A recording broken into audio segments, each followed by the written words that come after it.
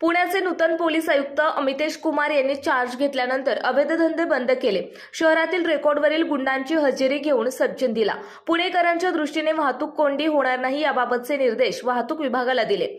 तसेच सामान्य नागरिकांना त्रास होणार नाही यासारख्या उपाययोजना योजल्या.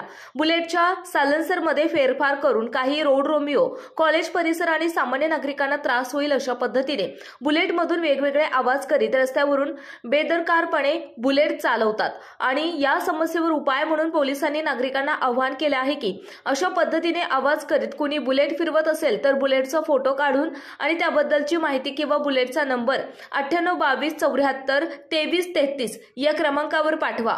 तसेच वाहतूक शाखेमार्फत आज दिनांक 9 फेब्रुवारी 2024 ते 9 मार्च 2024 या कालावधीत लोक अदालत राबवण्यात येऊन ज्या वाहनांवर दंड आहे अशा वाहनांचा दंड तडजोड शुल्क आकारून दंड भरून घेण्यात येणार आहे.